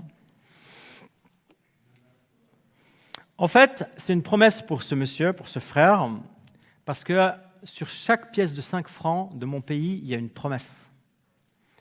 Il y a une promesse qui dit la chose suivante, Dieu pourvoira. C'est sur chaque pièce de 5 francs de mon pays, Dieu pourvoira. Et l'origine de cette promesse, c'est Genèse 22. C'est la parole qu'on médite ce matin. C'est en latin, c'est sur le bord de la pièce. Vous ne le voyez pas à l'écran, c'est sur le bord. C'est Dominus providebit. Dominus de Dieu, providebit veut dire pourvoira. Dans l'histoire, Isaac, le fils, ne prend la parole qu'une seule fois. Où est l'agneau pour le sacrifice? Et la célèbre proclamation de cette pièce, Dieu pourvoira. La confiance en Dieu se concentre sur cette proclamation du Père de la foi. Parfois, on essaye de faire tout juste, ce que nous comprenons, c'est vrai, dans nos vies de parents, d'adultes, même de modèles de la foi. On a entendu le témoignage de cette famille. Dans nos églises aussi, on essaye de faire le mieux possible, mais l'élément essentiel, le miracle, c'est Dieu qui le fait. Ça me parle tellement dans ma vie de père et de grand-père, dans la situation de ma vie, de couple, de famille, nos ados, nos enfants, qui font parfois des choix qui ne sont pas les nôtres. Comment continuer? Dieu pourvoira. Ce que le père de la foi, c'est extraordinaire en fait, ce que le père de la foi n'a pas été contraint de faire, ça veut dire sacrifier son fils, Dieu a choisi de le faire. C'est immense. Ce que l'être humain n'a pas dû faire, sacrifier son fils, Dieu le fait en Jésus-Christ. Je fais un saut vers le Nouveau Testament, c'est magnifique. Le don du Fils de Dieu change tout. Ça ouvre des perspectives, ça donne du sens aux générations dans l'Église. Si Jésus est le centre de nos vies, de la vie de l'Église, ça permet aux générations de vivre le miracle de Dieu. Vraiment. Pourquoi? Cette parole, est-ce qu'elle a été lue hier ou aujourd'hui, cette parole? Je ne sais plus. Ce matin. Magnifique. À celui qui peut faire, par la puissance qui agit en nous, infiniment plus que tout ce que nous demandons ou pensons, à lui soit la gloire dans l'Église, en Jésus-Christ, pour toutes les générations, au siècle des siècles. Amen. Parce que Dieu a choisi de donner son Fils, eh bien, tout est possible.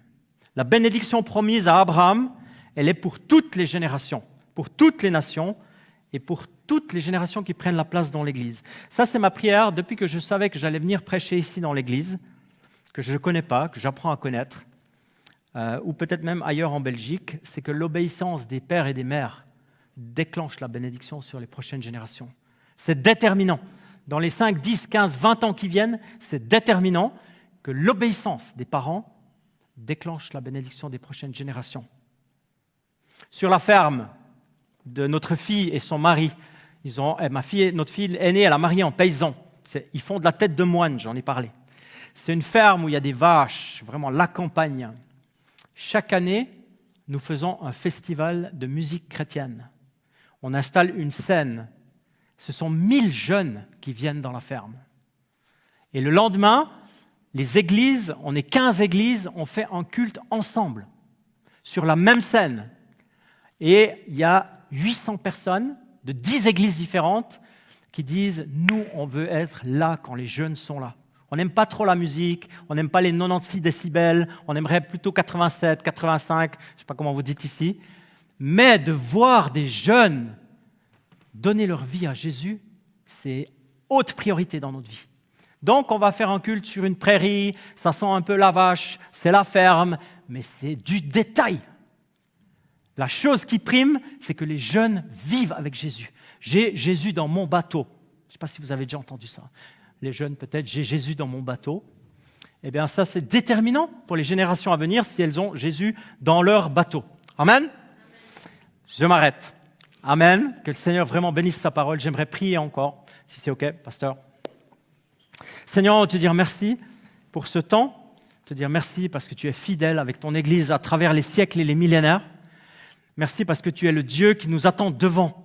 Tu sais, comme on l'a dit au début, tu es le Dieu de l'héritage. Un héritage de la foi ancré et enraciné. mais tu es aussi le Dieu du devant, des générations futures. Merci parce que tu es un Dieu qui aime les générations et elles sont dans ton cœur. Et je prie que dans ce que tu nous as dit ce matin, par ton Saint-Esprit, pas par un orateur, mais de manière directe dans nos cœurs, eh bien que ça devienne concret dans notre vie et qu'on puisse être des hommes et des femmes de foi qui ont Jésus au centre de leur vie. Qu'on puisse dire comme Jean-Baptiste quand il disait « Il faut que Jésus croisse dans ma vie et que moi je diminue ». Et Seigneur, je prie pour mes frères et mes sœurs, je me mets complètement avec en disant « On a besoin de toi pour cela ». On a besoin d'une foi qui est inspirée par Abraham, par son obéissance, par sa disponibilité à être prêt. Et je prie cela pour l'Église, je prie pour les personnes qui étaient là hier à la conférence en demandant que en Belgique, dans cette région, il y ait des hommes et des femmes de foi et que les prochaines générations soient bénies. J'ai juste à cœur, je ne sais pas si vous faites ça dans l'Église, de faire un appel très simple. On garde les yeux fermés, on est dans la prière. Et peut-être que tu as été interpellé ce matin, tu te dis non mais c'est ce que je veux en fait. Eh bien j'aimerais t'inviter simplement à te lever à ta place et puis de dire moi je vais être un homme de foi, je vais être une femme de foi. Ce matin je comprends de manière nouvelle, renouvelée, ce que ça veut dire dans ma vie. Et si tu te sens concerné, simplement tu te lèves à ta place et j'aimerais prier pour toi, pour que ça devienne concret à partir de demain et dans les jours qui suivent. Yes. Yes. Seigneur, moi je te bénis pour tous ces frères et ces sœurs qui se lèvent. Merci parce qu'ils se lèvent devant toi en disant je veux être un homme, je veux être une femme de foi. Et j'ai besoin de l'Esprit Saint pour ça. J'ai besoin d'être connecté au cœur du Père dans ma vie de tous les jours. Et l'Église, c'est bien, la rencontre, c'est bien, et la vie de tous les jours, c'est aussi bien, parce que tu es avec moi. Tu me permets d'être une source d'inspiration pour les prochaines générations, que ce soit mes enfants biologiques, que ce soit les enfants du quartier, les enfants de ma classe, qu'importe, là où il y a des enfants, des jeunes, qu'ils puissent te voir Jésus dans ma vie. Et je sais que je n'y arrive pas tout seul, j'ai besoin de toi. Alors merci parce que je peux bénir chacun de mes frères, chacune de mes sœurs ce matin qui s'est levée. Saint-Esprit, visite, donne la foi, donne l'audace de la foi dans notre société contemporaine, qu'on puisse voir en elle, en lui, un homme, une femme de foi. Et je prie cela dans le puissant nom de Jésus. Amen. Amen. Je vous invite à vous asseoir. Alléluia.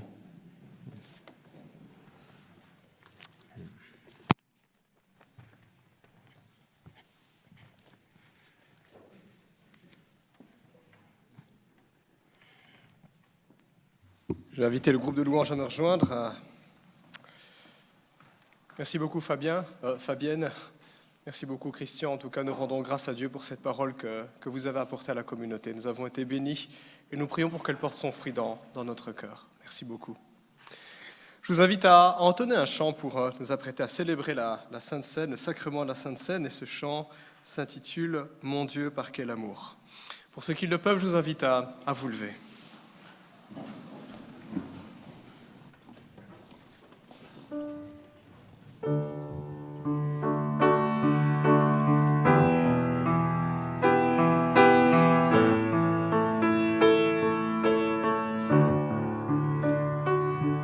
Mon Dieu, par quel amour tu baignes un si grand prix.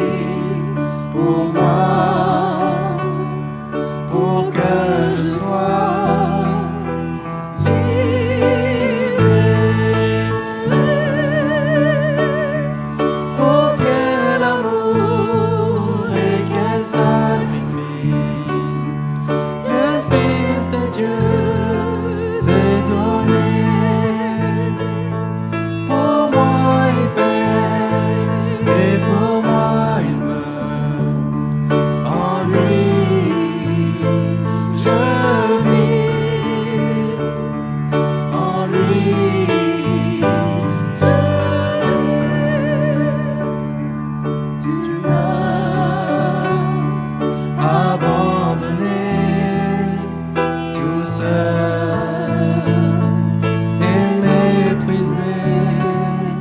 Le sang ainsi versé coule pour moi.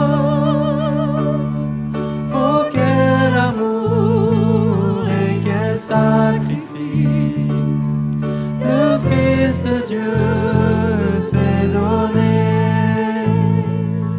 Pour moi il paye et pour moi il meurt. En lui je vis. En lui je vis.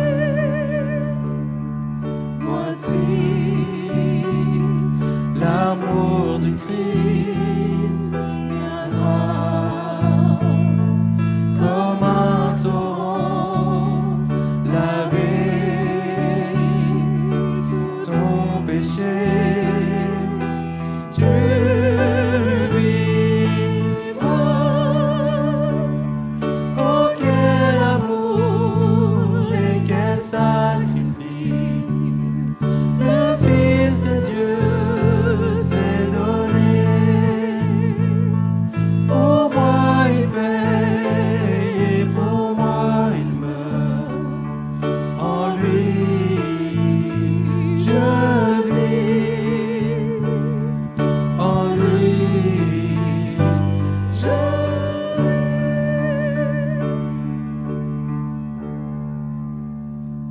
Grâce.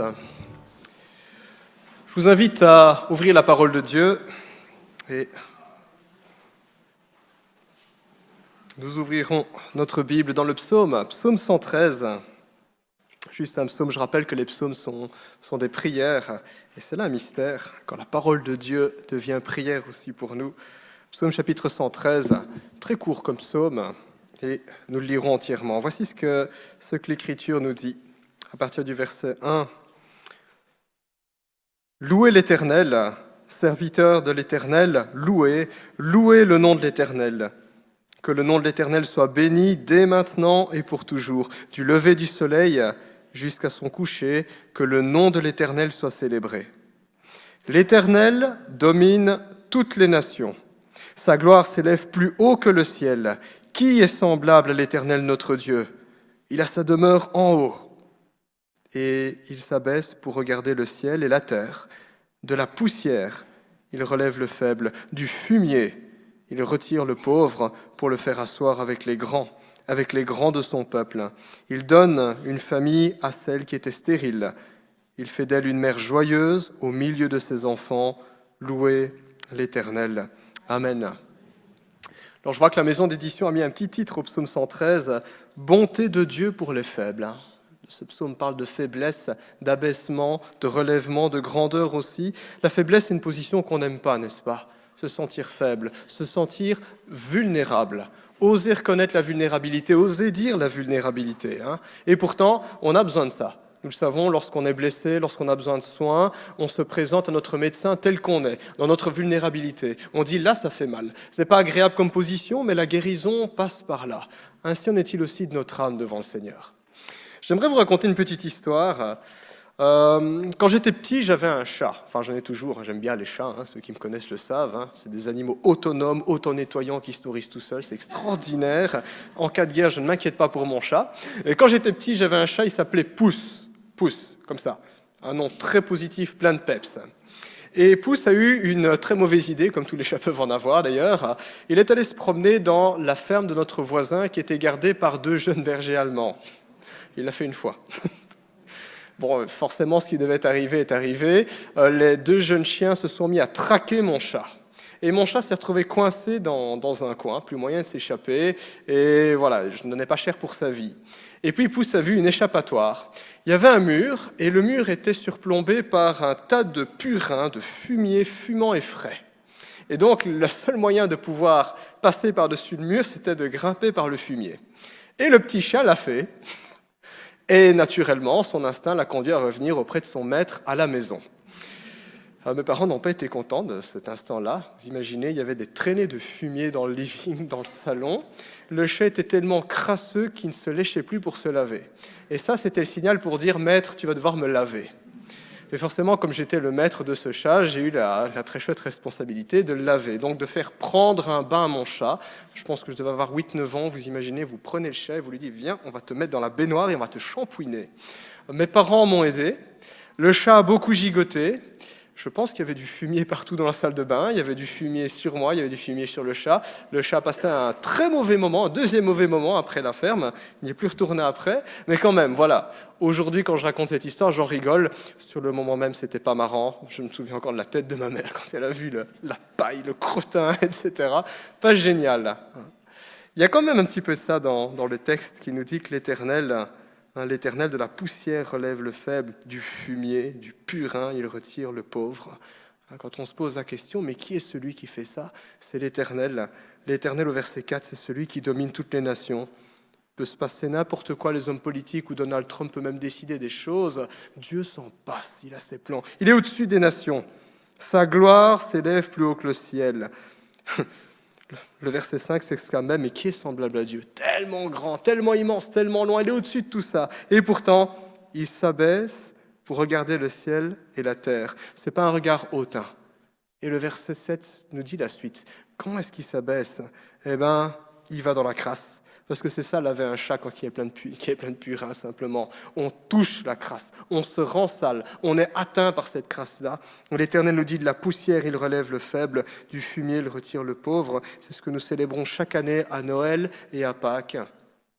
Dieu descend, il descend dans cette humanité pécheresse, spirituellement, moralement crasseuse. Et quand nous regardons à la croix, la Bible nous dit que lui qui était innocent s'est fait coupable de notre place. Il a pris notre péché, il a pris notre crasse. J'ai envie de dire que mon histoire de chaton, c'est rien du tout en comparaison de ce que le Seigneur Jésus-Christ a fait. La pire des saletés n'est pas extérieure, la pire des saletés est à l'intérieur, dans notre âme, dans notre cœur, et il n'y a que Dieu qui puisse l'ôter, il n'y a que Dieu qui puisse nous laver. Notre Seigneur Jésus-Christ n'est pas resté qu'à la croix. J'aime beaucoup dans nos églises protestantes, on ne représente pas le Christ, d'une part parce que nous ne voulons pas représenter celui que nous adorons, bien sûr, mais parce que la croix est pleine d'espérance, elle est vide. Ce n'est pas la mort qui a eu le dernier mot, ce n'est pas la saleté, ce n'est pas la crasse qui a le dernier mot, c'est la sainteté de notre Seigneur, c'est sa pureté, c'est sa vie qui est en nous. Et c'est ainsi que se clôture le psaume, dans un mouvement de vie, de fécondité spirituelle, on pourrait dire. Il fait asseoir le pauvre avec les grands de son peuple, il le restaure dans sa dignité, dans sa propreté. Il devient fréquentable, j'oserais dire, et ça va plus loin. Il donne une famille à celle qui était stérile. Il fait d'elle une mère joyeuse au milieu de ses enfants. C'est vrai. On peut prendre ce texte littéralement, Dieu peut encore guérir aujourd'hui, Dieu peut venir en aide aussi à ce niveau-là, et on peut prendre ce texte dans une portée spirituelle. La bénédiction que Dieu nous donne, elle se transmet, et on voit une nouvelle génération qui prend naissance. Tout ça par l'œuvre du salut, de ce Dieu qui intervient, qui relève le faible, qui le tire de sa crasse. Et nous voyons ça ultimement dans notre Seigneur Jésus-Christ. Et c'est ce que nous rappelle chacun des sacrements. Chacun des sacrements nous conduit à ce qui est essentiel, au strict minimum, la croix de notre Seigneur Jésus-Christ, le lieu de la réconciliation. Avant de célébrer la Sainte Seine, je vous invite à prendre peut-être juste 30 secondes de silence pour nous recueillir, pour nous qui sommes chrétiens, que nous puissions nous rappeler jusqu'où l'amour de Dieu a été. Nous l'avons chanté, Seigneur, par quel amour, jusque-là, et nous a lavé jusque-là.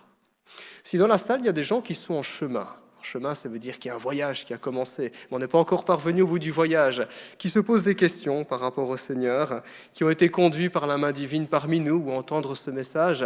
Je vous encourage aussi à réfléchir. Qu'est-ce que je fais avec l'amour de Dieu? Qu'est-ce que je fais avec mon péché, avec ma crasse? Je peux laver mes mains, je peux laver mes pieds, je peux laver mes cheveux. Mon cœur, je ne peux pas le laver. Il n'y a que Dieu qui peut le laver.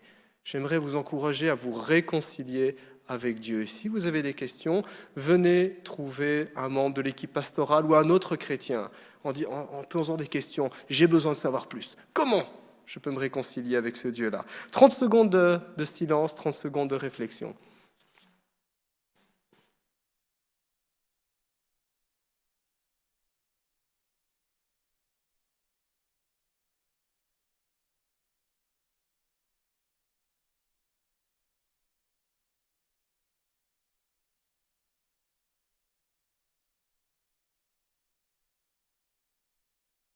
Dans le silence de nos cœurs et dans le silence de nos âmes, nous regardons à toi, Jésus, et nous voyons combien ton amour s'est manifesté pour nous à la croix.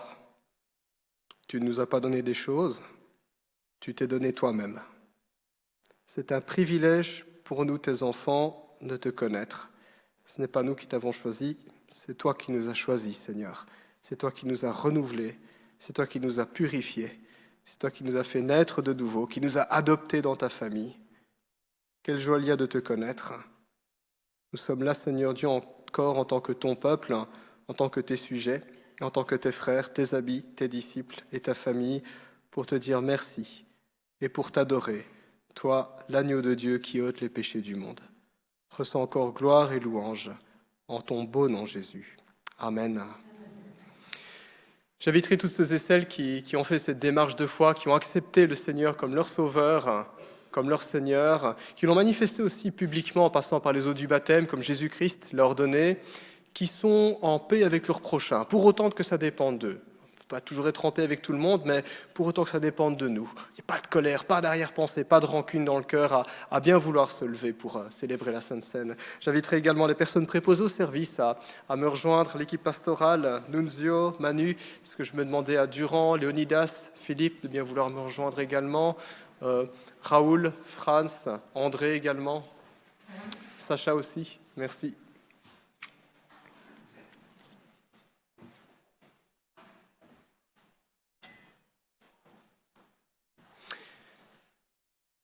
La Sainte Seine est un repas qui est symbolique, c'est-à-dire qu'on trouve des éléments qui nous renvoient à une réalité qui nous dépasse, une réalité spirituelle qui est beaucoup plus haute que simplement le symbole qui est devant nous. Deux symboles. Le pain tout d'abord. Le pain nous rappelle le corps de Christ. Quand nous, chrétiens, mangeons ce pain pendant la Sainte Seine, nous nous rappelons. Nous nous rappelons pas simplement seuls, isolément, mais avec toute la famille de Dieu, avec nos frères et sœurs en Christ. Nous nous rappelons que c'est le corps de Christ qui a été mis en croix. Ce sont ses mains qui ont été percées, ses pieds qui ont été percés, son flanc qui a été percé. L'Écriture nous dit ceci, « Quand l'heure fut venue, Jésus se mit à table avec ses disciples. Et Jésus leur dit, « J'ai vivement désiré manger cette Pâque avec vous avant de souffrir. Car je vous le dis, je ne la mangerai plus jusqu'à ce qu'elle soit accomplie dans le royaume de Dieu. » Alors Jésus prit du pain, et après avoir remercié Dieu, il le rompit et le leur donna en disant, « Ceci est mon corps qui est donné pour vous. Faites ceci en mémoire de moi. » Est-ce que je peux demander à mon frère André de rendre grâce à Dieu ? Oui, Seigneur, notre Dieu, nous voulons te louer et te bénir pour ton amour que tu as prouvé envers nous à la croix, en nous donnant ton Fils, le Seigneur Jésus, pour nous sauver, Seigneur.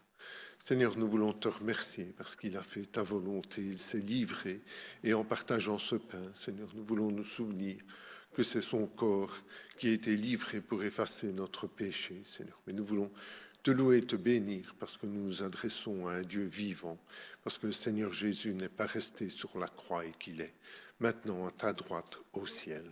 Pour tout cela, Seigneur, nous t'apportons la louange et la reconnaissance de nos cœurs. Au nom du Seigneur Jésus, Amen.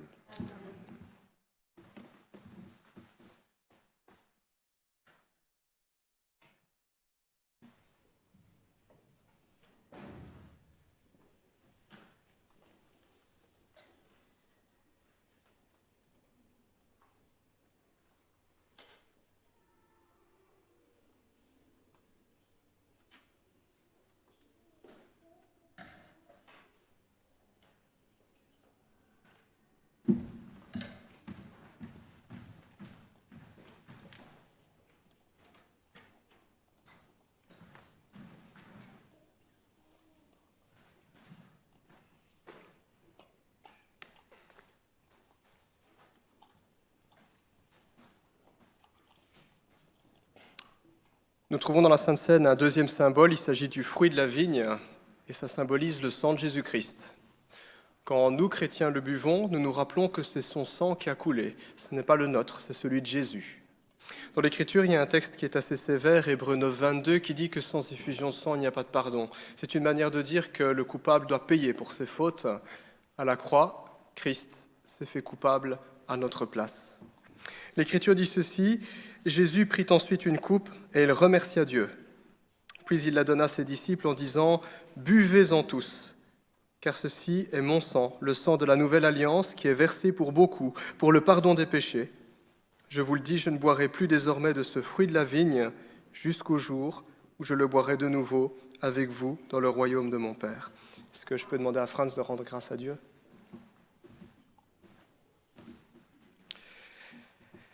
Seigneur, en effet, tu as choisi de nous offrir Jésus en sacrifice. Nous voulons nous rappeler que son sang a coulé et que c'est grâce à ce sang que nous sommes reconnus justes à tes yeux. Bénis, Seigneur, le fruit de la vigne qui symbolise ce sang versé pour chacun d'entre nous.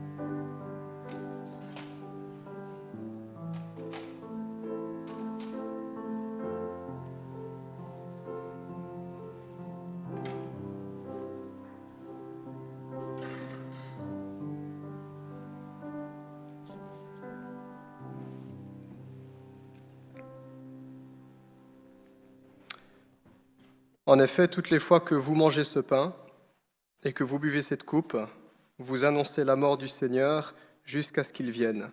Frères et sœurs, nous proclamons que Christ est mort, Christ est ressuscité et Christ revient bientôt. Amen.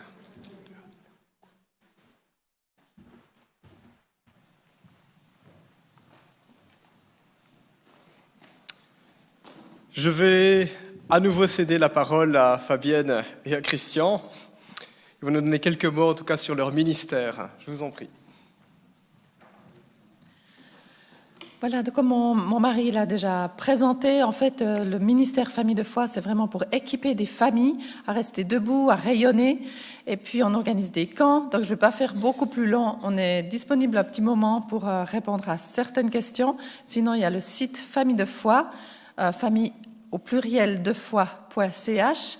Et puis, l'équipe de la CIM qui nous a invités hier à toutes nos coordonnées et toutes les informations si vous en avez besoin. Merci beaucoup pour votre accueil ici. On a été honorés et bénis. On peut rester sur cette slide. Merci beaucoup. J'ajoute peut-être qu'on a... Trop bien le technicien. Je propose qu'on applaudisse les techniciens. Franchement, au vol. C'est du haut vol. On a un projet en Belgique, en fait. On aimerait venir avec Famille de foi en Belgique. On a des familles qui sont venues en Suisse, qui ont beaucoup connecté avec la vision de Famille de foi. Et en 2027 ou en 2028, on a à cœur de venir faire un premier camp où des familles peuvent venir se laisser encourager, se laisser défier, mais aussi édifier. Alors, merci d'ajouter votre prière à la nôtre, parce que nous croyons que les familles en Belgique ont besoin d'être encouragées. Amen. En tout cas, c'est notre conviction. Et si vous priez que ça se passe, eh bien, des familles pourront venir et être encouragées. On a quelques flyers à l'extérieur. La CIM aussi a encore des flyers de ce qu'on fait. Et puis, on se réjouit beaucoup de pouvoir venir et de vivre encore d'une manière différente l'encouragement des familles. Merci beaucoup pour la petite fenêtre publicité. Et puis, si vous avez plus d'intérêt, le site internet, où on est là encore un moment.